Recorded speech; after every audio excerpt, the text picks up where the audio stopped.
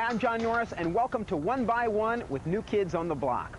You know, it was the summer of 1989 that I first met these five guys from Dorchester, Massachusetts. They'd already had their first #1 hit, and New Kids Mania was really beginning to take hold. They finished that year the top-selling group in America, bringing to 15 million their worldwide total of record and video sales. Right now, let's have a look at the New Kids phenomenon.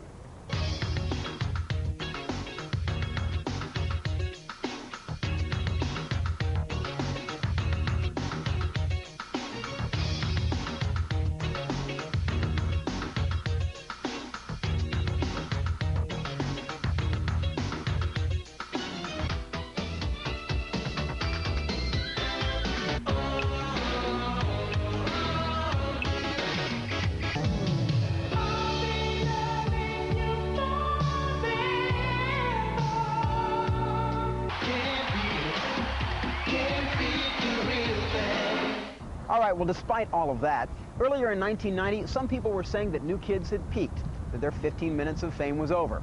But then along they came with their fastest-breaking album yet and their biggest tour to date. We recently spent some time with the guys out on the road on their Magic Summer Tour and managed to speak with 4/5 of the band, the only one we didn't chat with being Jonathan Knight.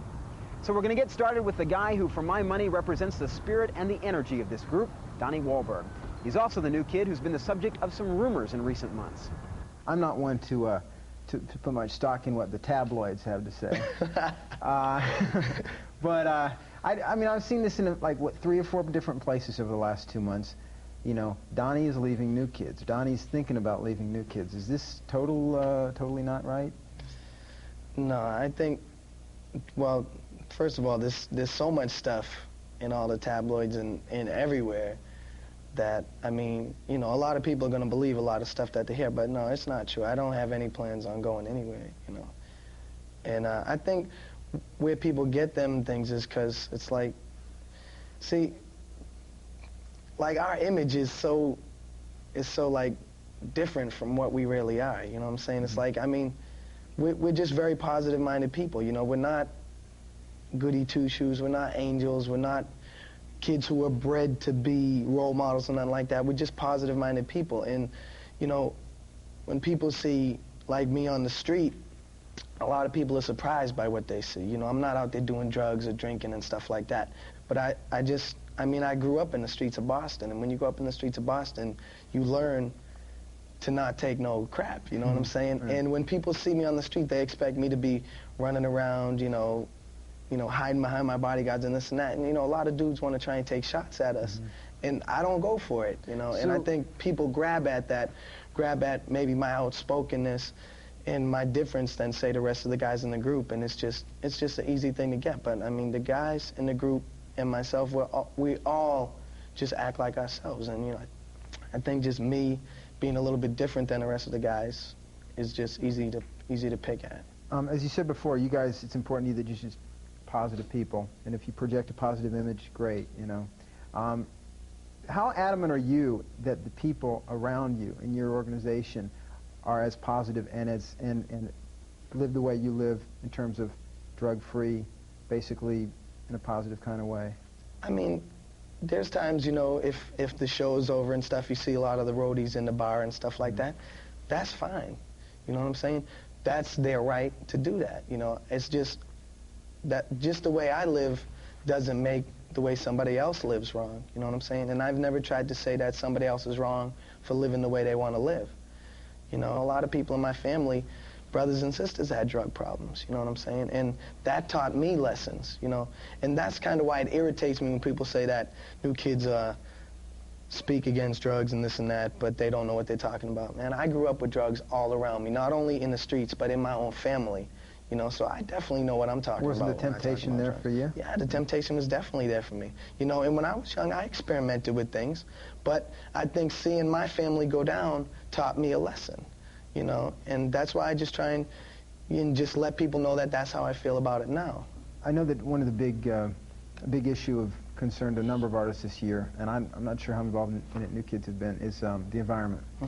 I'd like to get your thoughts on that, the importance of, you know, saving the planet in relation to the fact that, and I know, like before you said, you don't have to justify sponsorship and that sort of thing.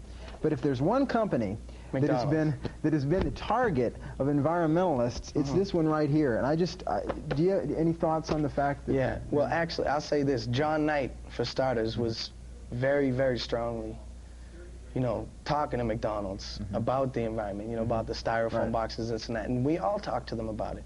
They are trying to replace this styrofoam? Yeah. They're trying to do that right now, and they're trying to, you know, they're recycling. They're starting to put all these recycling bins in the store and everything. So, you know, I mean, nobody's perfect. Yeah. I mean, look at so much good stuff they do, the Ronald McDonald houses and stuff like that.